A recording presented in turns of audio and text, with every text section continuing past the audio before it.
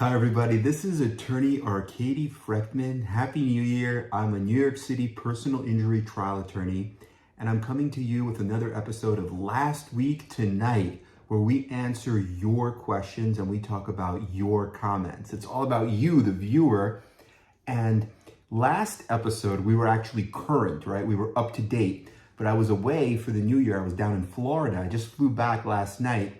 And I took a look and it looks like we have 2 weeks worth of comments. So I'm going to try to go through these to get up to speed and get current, because it's the beginning of the year. So it's good to be current, start off the year fresh, and then we could do more videos, interesting content for you, as well as answering your questions. So let's get started. The first question is from an Andrew Macaluso, and he asks, what do you think about neuropsychology test battery for TBI? Meaning traumatic brain injury? Well, yeah, I think the neuropsychology test can be very helpful. Usually, to prove a traumatic brain injury, I like to see 3 things, right? I like to see a neurologist that is treating the patient. And that is very, very important to have a good neurologist that knows traumatic brain injury. In addition to the neurologist, it's good to have a neuroradiologist that could refer the patient for an MRI, a diffuse tensor imaging, a DTI, to really prove the traumatic brain injury. And neuroradiology, those tests are going to be important because the neuroradiologist could testify, but then the neurologist could also testify.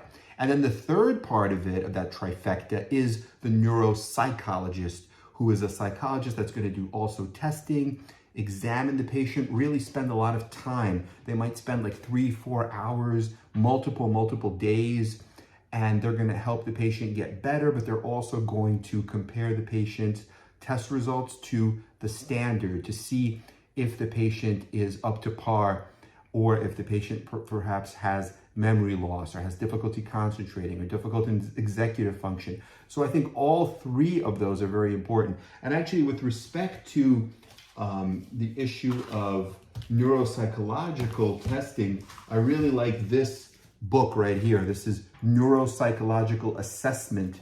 It's by the author Muriel Lezak, as well as Dr. Erin Bigler. Now, I think Muriel Lezak recently passed away, so actually Dr. Bigler is going to do a new edition, but this is the 5th edition, and this is a really good, you see I had bookmarked it, I was reading some of it. It's a really good book. It shows the actual testing. It's thick. It's like a big book. It shows the actual testing. It explains how neuropsychologists do their testing, and also there are a lot of defense tricks.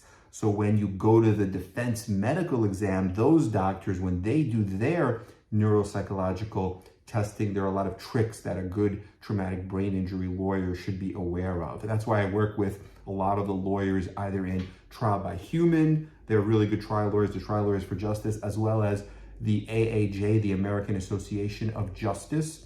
They have a traumatic brain injury litigation group, and those lawyers are very, very knowledgeable. So, if you have a case with traumatic brain injury, maybe it's in New York, I could help you. If it's not in New York, if it's somewhere else, wherever it is, California, Texas, Florida, St. Louis, wherever it is, I could find the best lawyer who's a part of that traumatic brain injury litigation group, who knows all of the tricks, and then you would have that attorney handling your case. It's much better than going one of those billboard lawyers, because some of those guys are just, business people, and they're not really in it to help you, and they're not the person that can help you because they're just a billboard lawyer, right? They've never even been inside a courtroom. So you have to be very careful.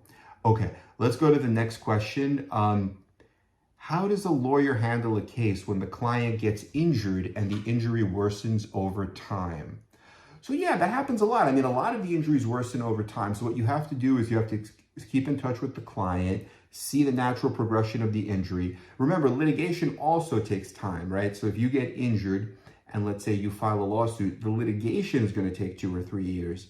So in those 2 or 3 years, you should have a good idea of what the injury is like. And if there's still going to need to be additional treatment, like an additional surgery or additional treatment in the future, then the doctor can write a report and testify that this patient is going to need additional surgery, additional treatment, and then the cost of that future medical care can be obtained, as well as future pain and suffering. That's why the law allows for future pain and future suffering, as well as future loss of enjoyment of life. And a lot of people, their life expectancy averages, those tables are very, very long. So if someone's in their 30s, well, life expectancy tables may say this person's going to live to like 84. So they've got another 50 years of pain and suffering. So that's how you deal with it, because it's going to worsen over time. And then you ask and you obtain a big amount. Actually, you tell the jury civil justice is multiple millions of dollars, because you are appraising 50 years worth of this injury, this forever life-changing injury, getting worse over the person's future lifetime. So yeah, that's definitely how I would handle it. Okay, let's see what other questions we have here. Jam Slam says, great series, only lawyer on YouTube who takes time to answer questions. I was injured in an accident in California, treated by a chiropractor for 3 months. MRI shows disc herniation and spinal stenosis. Now seeing a pain management doctor. Does this sound like a $50,000 case? Their insurer already accepted 100% responsibility thanks to Dashcam. Yeah, I mean, I think so. I think it could definitely be a $50,000 case. I mean, you'd have to see, everything, how much insurance they have. If that's all they have, 50,000. If you have a disc herniation as well as stenosis, and the doctor thinks that it's caused by the crash, and you're seeing pain management, and if the pain management doctor does something, right, like an epidural injection, percutaneous discectomy, radiofrequency ablation, definitely it could be worth 50,000. I would also add the loss of enjoyment of life, like the community witnesses, the human story, the biography, to show how this affected you. Absolutely, it could definitely be worth that or close to that. Okay, let's go to the next question. I'm looking for a Texas info on car accidents happening in Texas. Oh, this person was looking for some kind of speeding tickets or something about traffic tickets. I don't really know that. I'm not a traffic ticket lawyer, so I apologize. Okay, and then Ricky Harris says, Mr. Frekhtman, how long should we wait to file some kind of lawsuit? It seems the property owner does not care one bit about fixing the problem on the property where the public enters. Should the law team wait until I'm fully healed as possible? Thanks so much, buddy. Your vids are very uplifting in these times for these individuals. And he gives a little strong arm. All right, yeah, I think I spoke with this individual. I believe he's out in the Midwest, maybe like out in Idaho. I believe it was a case with like a serious defect in a parking lot, and he was riding a bike and he got into the defect.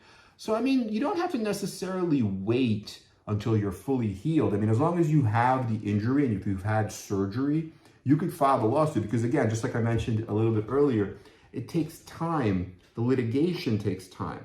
So you don't want to like wait, like say 5 years for you to get fully healed and then file the lawsuit. Then it'll be another 5 years for the lawsuit. Now you're waiting a decade. Just file it as soon as you know what your injury is. Like I believe this individual has had surgery, so his injury is already serious, and he's had a fracture. So you can file a lawsuit now. That means the insurance company will take it more seriously. And then as the case progresses, if you have another surgery, you just add that to the case. You just amend that and add that to the case. Now, I don't know, exactly how the law works in your state, but in New York, what we do is we have a bill of particulars. So we specify the injuries in the bill of particulars. And then if my client has another surgery, right, that's not in the bill of particulars, well, I'll just file an amended or a supplemental bill of particulars. And I can keep doing that. And sometimes you have 2 or 3, usually don't have too many. And then you just keep updating the injuries up until you file what's known as the note of issue. Now, when you file the note of issue, you're certifying that all discovery is completed and you're ready for trial. In New York, because there's so many cases, sometimes you file the note of issue and you still wait years and years just to get a trial date. And so if an injury comes up while you're on the calendar, then sometimes they take you off the calendar, you do a deposition about that injury, and then you go back on. But, in your state, I'm not sure how it works, so I would defer to a local lawyer. And, I think I spoke with this individual a few times, and we texted and we chatted on the phone. So if he needs help, finding a lawyer, just text me again. I'm happy to get on the phone with you, 347-566-9595. But yeah, I would file the lawsuit. I think you have enough of an injury to file the lawsuit now. Okay, and then Steve asks, are wrongful death cases usually worth at least $1 million? Yeah, I mean, it's hard to generalize like that, but absolutely. I mean, wrongful death, if someone is killed and lost their life because of negligence, then it could definitely be worth $1 million. It could be worth much more than $1 million. So it just depends on each case. I mean, sometimes, unfortunately, you could have a wrongful death case, but you get hit by a car and that car only has a $25,000 insurance policy. So it's hard to get $1 million there, but it just depends on the case. But absolutely, they could definitely be worth $1 million or much more. $1 million is really not that much anymore in today's day and age, with everything going on. $1 million, there's a joke, I think they say, somebody worked their whole life, or they went into the future like 50 years, and they thought like, I want to be a millionaire, and then finally in the future, they were a millionaire, and then they walked into like either some kind of candy store or a payphone or something, and they were on the phone, and then they heard the operator say, please deposit $1 million to continue chatting, because like $1 million is not that much money in the future. And we can kind of see that happening now. I mean, it's still a lot of money, but it's not really even enough maybe to sustain someone for a lifetime because of all of these costs involved of medical costs, lost wages, pain and suffering, loss of enjoyment of life. So it's definitely not that much. Okay, let's see what we have here. We have a question from BMW Strike 731. And he asks, hi there, thanks so much for this video. I have a question. I was T-boned by a distracted driver on 11/23/2022, and my car that is worth around $1,000 based on Blue Book values was damaged. Based on the police report, I was not at fault, although I have done this before in previous accidents, but now realized it may not have been the best decision. I went straight to the other insurance myself and reported the accident rather than going through my insurance. The other insurance has been cooperative, but stated they cannot get in contact with the person that hit me and notified me that they have to send 3 notices to them and wait 5 days in between the notices before making a final liability decision. They informed me that a final liability decision will be made on 12/21, and as of 12/16, they still have not been able to get in contact with the driver. As far as next step goes, should I wait for their stated liability decision on 12/21, or should I be prepared not to receive the money and fight this another way? Also, is there a good way of knowing how much I may get, since my car isn't worth much, but damages were significant? Yeah, I mean, I think this person should receive a property damage settlement.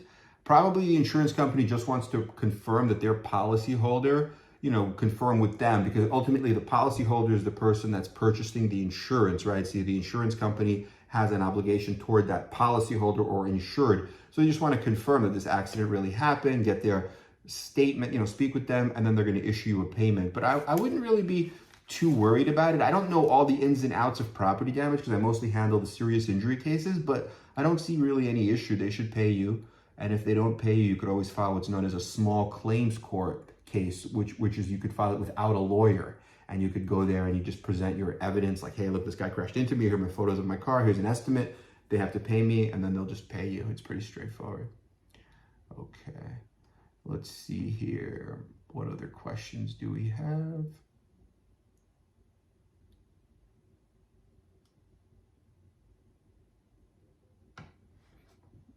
Funny Rabbit Flyer says, can you prove it medically, cheaply, and can the lawyers make money off of it? And he was responding to our video about PTSD, whether it's as valuable as a traumatic brain injury.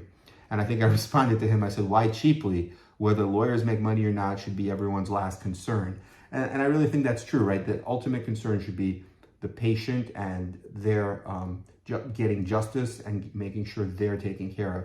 If the patient is ultimately able to obtain justice, like a full and fair settlement or verdict, right? If the patient gets a large multi-million-dollar amount, then the lawyer who's handling that case is going to be fine because they're taking 1/3 of the recovery. So I wouldn't worry about that. And yeah, the lawyer fees are not my concern. Okay, Sinter Slaves says, I know that some insurance companies have better reputations than others and may offer more fair settlements. Can you discuss your experience settling with some insurance companies? The defendants in my case are insured by Travelers, for example. How do they compare to some of the others? Yeah, I mean, I could do a series. Maybe I'll do a video about insurance companies. I know some other lawyers have talked about insurance companies and which ones are rated like number one, number two. I don't know exactly, there's ratings that come out every year. I guess they're based on some kind of statistics. From my experience, just in being a lawyer since 1999 for like, I don't know, 23, 24 years, yeah, Travelers is pretty good. Sometimes they're a little bit like unfair and they don't give you as much as you want, but they're never gonna like really lowball you and give you like, $1,000 when the case is worth like 200,000, and they're not gonna do that. Some other companies, like here in New York, we have what's known as American Transit, like the yellow cabs. They're kind of dying out because of Uber and Lyft. But that insurance company was always being unfair, giving like really small amounts. There was also other companies like Countrywide, where they won't pay you anything unless like, you pick a jury, and then once you pick a jury, they'll pay you. Allstate has been known to be cheap, but in my experience, Allstate is okay. Like they paid us $1 million settlement on a traumatic brain injury case recently because we sent them the right settlement opportunity letter and threatened to open up the policy and sue them for bad faith. You just have to push them and then they'll pay you. So I don't really think the insurance company matters that much unless, you're just gonna take whatever the insurance company gives you, right? Then you become kind of like the pawn, and then they become the chess player. And then if you're the pawn, right? Yeah, then you care because, hey, Travelers is gonna give me a little more than Allstate, and then, Geico is going to give me more than State Farm. But if you're the trial lawyer, then you just call the shots. You say, look, this is worth $1 million. Pay me 30 days. No? Okay, I'm going to court for $5 million. Then you don't care if it's Travelers, Geico, Schmeico. You're getting that $1 million. You're getting that $5 million, right? Because you're calling the shots. You're the one playing chess. You're the one being affirmative, being aggressive. That's really being aggressive. So to me, it doesn't really matter. I don't really care about that. Okay, and then the next question.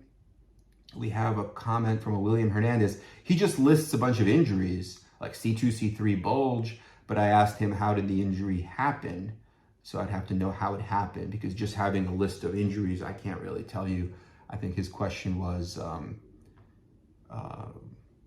do I have a case? But, sounds like it definitely has an injury case. Remember, there are two parts to a case. There's the liability, who's at fault, and then the damages. So he definitely has an injury because he's got all these injuries. He actually listed them all, like from his, I guess, medical records, a very specific medical terminology, but we don't know what happened, right? How it happened. But if it was like a car crash hit in the rear, then you have a great case because you have all these injuries. But, I just need to know what happened. So yeah, feel free to text me. I'm happy to chat with you again on a call. Okay. And then Sabrina Alston writes, great message and great speaking with you. Yeah, thank you so much for reaching out. I'm glad I could help. And then someone writes, I got into a minor at-fault accident. The guy received minor damage to his car. He was fine and even joking when he got out of the car. Now he lawyered up and presented medical injury like neck pain. My insurance said they will use my $25K bodily injury to handle the claim, and he can't get more than $25K. Yeah, I mean, that happens. Usually when you are the one being sued, what you do is you just send it to your insurance company, right? Like I have Geico, so I would send it to Geico, or whatever you have, send it to your insurance company. They'll just handle everything for you. It's very rare that anyone's gonna sue you personally for more than the policy, or at least if they threaten to do it, then remember, that's how you open the policy, but then your insurance company, whether it's Geico, Allstate, whoever it is, they're the ones who have to defend you, right? So you don't get hit for more than the policy. So ultimately, if a policy gets opened and the verdict is higher, a lot of the states, a lot of the time, it's still the insurance company who's gonna end up paying, not you personally, right? That's the reason you get insurance in the first place. So I wouldn't really worry about it. And, I can't really say if the person is like some kind of fraudster because he was joking, or if he really got hurt later. Sometimes people do feel pain a week later or whatever. But, but yeah, you just send that to your insurance company and they'll take care of it.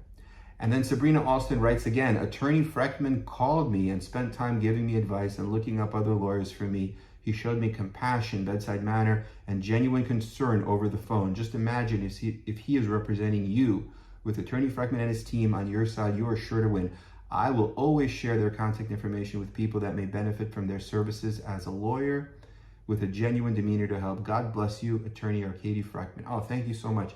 Yeah, I believe this lady had a potential case and she wanted me to write a letter because she wanted to try to do a settlement without a lawyer. But I said, you know, if it doesn't take too much time, I'll write the letter for you. I don't mind, you know, take 10 minutes, I'll help you. And then I want to see her get that settlement. So yeah, I had a nice conversation with her.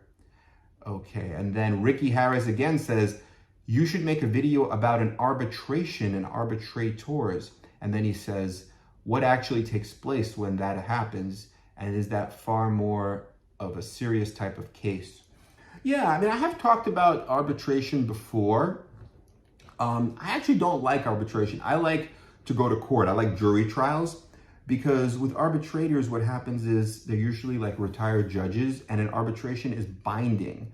So they don't want to hurt either the plaintiff necessarily because they want us, the plaintiffs, to use them again, but also they don't want to hurt the defendant, the insurance company, because a lot of them might be former defense lawyers or they might get some kind of affiliation or business from insurance companies. So what they end up doing is they end up like what's known as, you know, split the baby, which means that like, look, if you have a case worth $1 million, they might give you like 500,000. So it's not bad, but you're not getting full value. That's why I don't really like arbitrations. And sometimes if you get like a real defense, former, let's say defense lawyer, insurance company adjuster who just happens to turn into an arbitrator, then you can get really screwed, right? You can get like 20,000 on $1 million case. So why do that when you don't have to? The only arbitrations I would do is when you either you have to by law, like what's a UM, and you just can't go to court, you have to do an arbitration, or when it's a really small case, you know, like a 25,000, 50,000, maybe 100,000 if it's very small injuries like soft tissue. But otherwise, I don't like arbitrations. I like mediations better. Now, mediations I would do if, you know, if there's a good faith offer, right? If it's likely to lead to a resolution, I'll do a mediation. If we're too far apart, I don't want to bother because what's the point? You know, the same thing. I'm going to go to a mediation. They're going to give me too little money. I'm going to spend like $2,000 for the mediation. Then I end up getting a $2,000 pen. And then what's the point? You know, it's just a waste of time. And then also they kind of, you know, tell you how bad your case is and they instill fear in your client. So why go through that? Just go to court and you'll get what you get before a jury. But I could do like another video about maybe arbitrations, mediations. I'm happy to do that as well. Okay, and then let's see what other questions we have. Some comments. What about a compressed spinal fracture from Intisar Adam? Yeah, I mean, those I've discussed in past videos. A compressed spinal fracture can be worth a lot of money. We had one recently, I think, for close to $500,000. They can definitely have substantial value, especially if you have something known as retropulsion. What that means is the fracture of the vertebrae in the spine actually, you know, breaks off and touches the nerve roots. So I'll show you in a little model. Like if you have, imagine, you see this is a herniated disc, the red part. So that just means that the disc, this part right here, the white part, the disc has exploded, right? And the wall of the disc, the jelly inside the disc is leaking beyond the wall and into this yellow part. The yellow part is the actual,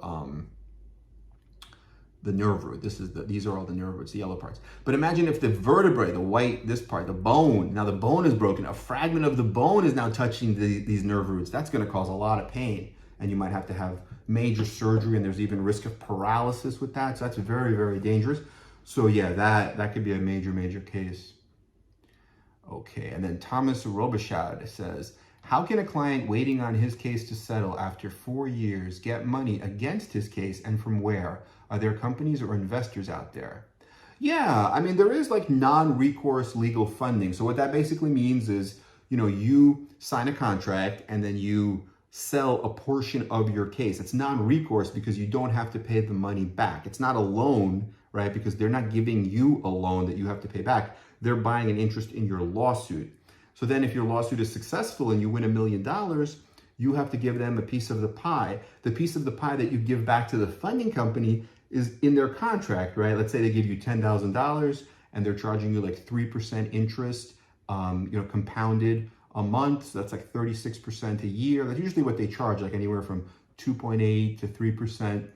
And then you just pay that back. So, and a lot of them will cap, meaning like, because the interest is so high that sometimes that 10,000 can turn into 20,000 or 30,000.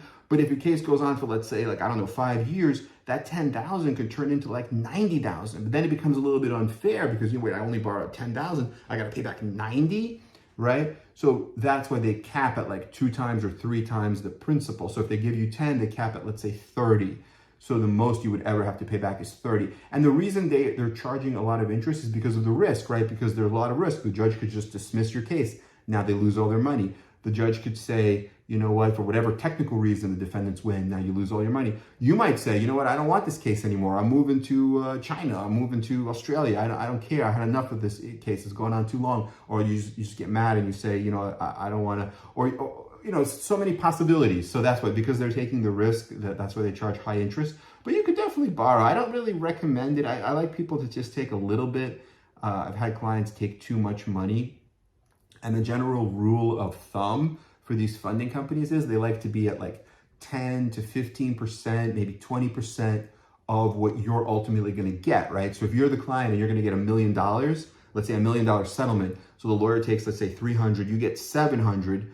So like if you have to pay back 70, right? If you borrowed, let's say, I don't know, 20,000 and the 20,000 turned into 60. I think the funding company would be okay with that, right? Because they're going to take 60, but you're going to get 700, right? So they're okay with that. It's like 10%. But what they don't like is if, like, for example, let's say you borrowed 70 and the 70 went up to like 3 times. It went up to like, I don't know, 200 something thousand. Now you're getting 700, but 200,000, like almost half of your money, 300,000 of your money is going to a funding company. You're going to be upset. You're going to say, look, it's my case. I'm the injured person. I want my 700,000. Why am I giving half my money to a funding company? And the funding companies know that, and they don't want to be in that position. That's why their underwriters are never going to allow for more than like, you know, 10 or 20% of what you're going to get. And also what you're going to get, their underwriters are very conservative. So even if you and your lawyer think you're going to get like 3 million, their underwriters might, you know, value the case at like 1 million or even at 750,000 because they're very, very conservative. So funding is something you can do, but it's not necessarily the best thing. Okay. And then a Jacques Nagatao says, thanks so much for everything you are doing to let us know more about injuries. Thank you so much. And let me see what else we have here. Jamarian Carter asks, I was about to start a new job days before the car crash and hadn't started orientation just yet, but I also hadn't worked 8 to 10 months prior. Am I still able to be compensated for lost wages? Also, this was in Florida, Hillsborough County. Yeah, I mean, you know, I'm not sure about Florida law, but in New York, I think you would be able to, because if you're about to start a new job, you could show, hey, look, I had this offer, I was about to start this job, here was the rate of pay, and you should be able to do it. Now, it would show a past earnings history, that you filed taxes, the rate of pay for the job, like I mentioned, the offer letter. And in New York, I even had a case, and it's in the pattern jury instructions, you could even obtain what's known as unrealized occupation. So for example, if you're studying to be a certain profession, like I'm studying to be an accountant, right? But I'm not an accountant, I'm just going to school, maybe I'll be an accountant in 2 or 3 years, and then I get into a car crash, well now I can't even go to school, so I can't become an accountant, so now I can't realize my occupation, so you can obtain money for that. And I actually did it for somebody who was working as a waiter, and he got hit on a bicycle going home by a car, but he was studying to be an accountant, actually a CPA, and he, you know, never went back, or for at least up until the time of the trial, he didn't go back. He was delayed for a few years because he had a fracture, and so the jury allowed for, I believe it was a pretty significant amount, at least 2-3 years. I think it was like 70 or 80,000 they gave him for the unrealized wages, loss of salary. And I even did a little research on it because when I was preparing that case, I still remember the research. They even allowed it in more like tenuous situations. Like, for example, where somebody was studying to be, you know, for example, a certain profession. I forget exactly the profession, but somebody was studying maybe to be, let's say, a dancer or something like that. And they were young. They were like 16, but they still allowed it in some of those situations. I think there's a test. I forget the exact test. But as long as you can show that you were likely to be that profession, you were studying, it can't be too tenuous, but it has to have some kind of logical connection, but you could definitely recover that as well. But yeah, if you already have the job offer, you should be fine. Just speak to your lawyer about it and you should be fine. Okay, and then Thomas Robichaud again says, I love this guy. Oh, thank you so much. Yeah, I think I spoke to him. He has actually a very strong case. So I mean, I'm happy to speak with you again if you need our help. And then someone else says, he's the realist. And I said, thank you, best to you, happy holidays. And then Ray says, he is like a superhero for Halloween. You should wear a Superman shirt under your lawyer clothes and have it unbuttoned showing the S. Oh, I gotta do that next time. Okay, cool. So thank you so much. So I guess I'll end it with that. I can't end it with a better comment than that. Thank you so much. And then I think we're, we probably have a few more questions, so we could do that in the next video. But thank you so much. Have a great day, and talk to you very soon. Please like and subscribe to our channel, let us know what comments or questions you have, and we are here for you. Okay, have a great night, everyone. Bye-bye.